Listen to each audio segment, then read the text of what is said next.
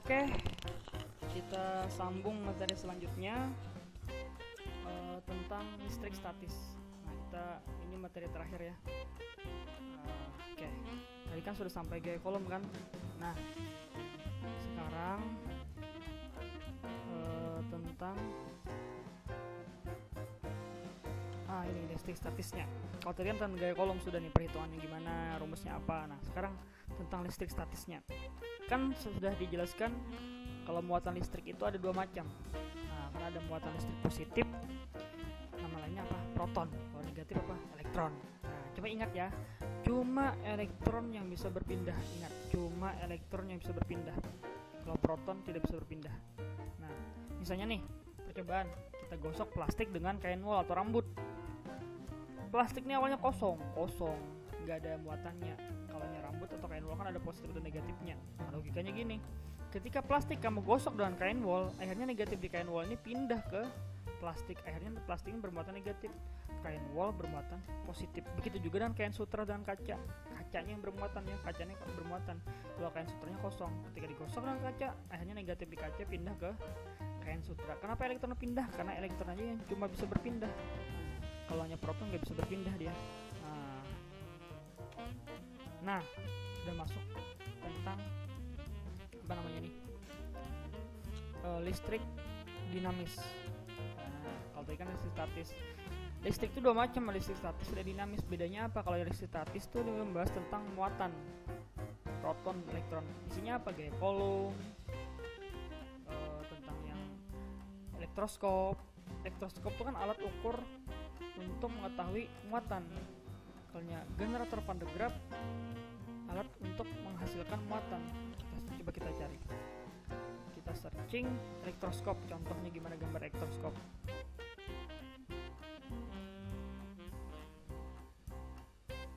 Gambar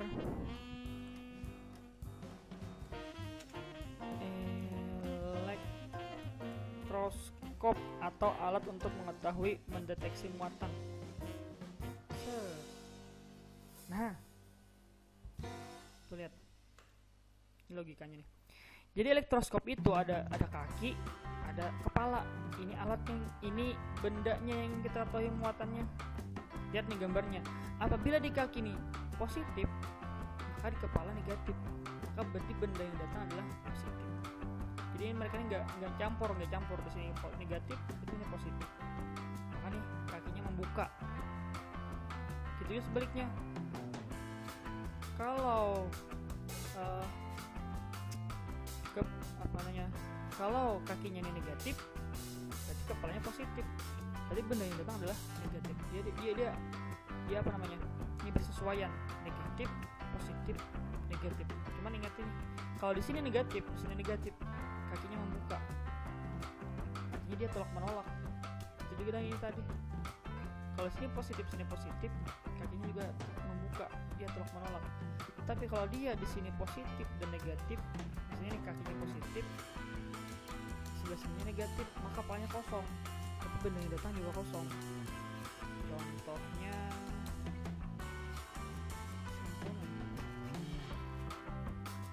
tak ada ya? Contohnya tak ada nih gambarnya. Nah, ini contoh. Di kaki sini bergabung dia, positif dan negatif. Berarti benda yang datangnya kosong. Benda yang datangnya kosong, nggak ada muatannya. Akhirnya positif negatifnya nih ngumpul, dia tarik menarik dia. Nggak lagi mekar tapi kuncup. Itu elektroskop, alat untuk mendeteksi muatan benda. Kalau satunya adalah generator Van de Graaff. Van de Graaff. Ini adalah alat untuk menghasilkan muatan. Nah, ini contoh alatnya. Ini alat untuk menghasilkan muatan. Kalau tadi adalah untuk mendeteksi muatan. Ya kan? Nah, itu alatnya. Ini tentang listrik statis. Selanjutnya adalah listrik dinamis. Nah, listrik dinamisnya juga perhitungannya, tapi biasanya yang sharing ini. Nah, ada segitiga QIT, Q ini muatan, I ini arus, T ini waktu. Ada segitiga WQV, W ini usaha atau energi, Q ini muatan, Q ini potensial atau tegangan. Dan satunya nih apa? Hukum Ohm. Ini volt, tegangan, ini arus, ampere, ini hambatan atau ohm. Ya kan? Nah, kalau ini hambatan pada kawat R, Rho, LA. R ini hambatan kawat, ohm satuannya. Kalau Rho ini hambatan jenis kawat, L ini panjang kawat, dan ini loss penampang kawat. Nah, ini sudah masuk listrik dinamis. Nah, ini terakhir rangkaian listrik. Rangkaian listrik dua macam, ada seri ada paralel ya kan. Kalau seri ditambah R nya, kalau paralel R nya diseper. Ingatlah, seper paralel. Tapi terakhirnya harus dibalik. Nah, ini contoh nih, example nih. Gambarnya kayak ini. R1 dan R2 ini paralel. Kenapa paralel? Karena ada cabang. Paralel ini keuntungannya adalah bila mati satu, yang lain masih hidup. Ada lampu. Kalau seri, kalau di sini mati, semuanya akan mati. Itulah seri. Nah, seri ini arusnya sama. Jadi arus di sini, arus di sini, arus di sini sama dengan arus gabungan. Kalau paralel tegangan sama, tegangan di sini, tegangan di sini, tegangan sini sama dengan tegangan gabungan. Nah, itu. Lihat nih, kalau paralel ada cabang, kalau seri nggak ada cabang, lurus gitu. Boleh aja sih bengkok, cuman dia nggak ada cabang. Itu intinya. Nah, ini contoh example. R1 R2 ini paralel karena dia terhalang cabang. Nah, jadi kalau yang paralel, cara mencarinya gimana nih? Cara mencarinya kita seper. Nih lihat. RP. Nah, seper RP sama dengan seper R1 ditambah seper R2 karena dia paralel. Nah, kan seper 6 tambah seper 12 sama penyebutnya 12. 12 bagi 6 2, 12 bagi 12 1, tambahkan 3 per 12. Ingat, RP nya dibalik, berarti 12 bagi 3 4. Nah, itulah RP di sininya. Nah, RP ini tadi kita tambah dengan R3. Nah, didapatlah R totalnya 4 ditambah 2 6 ohm. Nah, itulah R totalnya, R keseluruhan. Nah, kalau sudah dapat R totalnya, carilah arus totalnya. Arus total itu berarti V per R ya kan, sesuai dengan hukum ohm tadi. Hukum ohm tadi kan. Nah, ini kan cari I, V per R. Kalau kita mencari arus total, maaf, V nya itu harus total, V nya yang pun harus V R total. V totalnya ini ke sumber 12 volt. Jadi dapatlah arusnya 2 ampere.